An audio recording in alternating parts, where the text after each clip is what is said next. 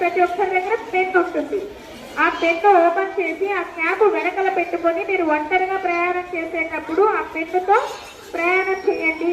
అబ్బాయిలు కూడా ఎవరైనా మీ దగ్గరికి దుండగుడు వచ్చి మిమ్మల్ని ఇబ్బంది పెట్టే ప్రయత్నం చేసినా వాళ్ళ ముక్కులో కానీ కళ్ళల్లో కానీ మెడలో కానీ ఎక్కడో చోట పొచ్చేస్తే పారిపోవడానికి మీకు ఒక అరక్షణం సమయం దొరుకుతుంది.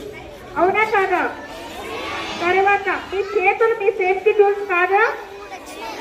మీ చేతులకున్న వేళ్ళు మీ సేఫ్టీ టూల్స్ కాదా? వేళ్ళకున్న గోర్లు మీ సేఫ్టీ టూల్స్ కాదా? ఎవరైనా దుండగుడు వస్తే ఏం చేయాలి? సరికేయాలి. సరేనా? ఎవరైనా మీ దుండగుడు మీ రెండు చేతులు గట్టిగా పట్టుకుంటే మీ కాళ్ళు ఉంటాయి కదా, మీ కాళ్ళతో ఆ దుండగుడి రెండు కాళ్ళ మధ్యలో తక్కచ్చు. తప్పని ఇలా తక్కామంటే వాడి కింద పడిపోతాడు. ఆ టైంలో మీరు పరిగెత్తుకొని వెళ్ళేకు ఒక క్షణం మీకు అవకాశం దొరుకుతుంది. సరేనా?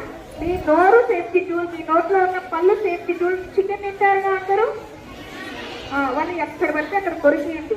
సరేనా? మీ చేతులు, మీ కాళ్ళు, మీ పళ్ళు, మీ ఆయుధాలు అన్నీ కూడా ఉపయోగించి ఏదైనా ఇబ్బందికర పరిస్థితులు మీకు ఎదురైతే మాత్రం ఇవన్నీ కూడా ఫైట్ చేసి మీరు మళ్ళీ మా స్కూల్కి రావాలి, నేను మళ్ళీ మా అమ్మని చూడాలి, నేను వెళ్ళాలి అనే ఒక ధైర్యాన్ని మీరు కలిగి ఉండాలి. అబ్బాయిలు కానీ అమ్మాయిలు కానీ.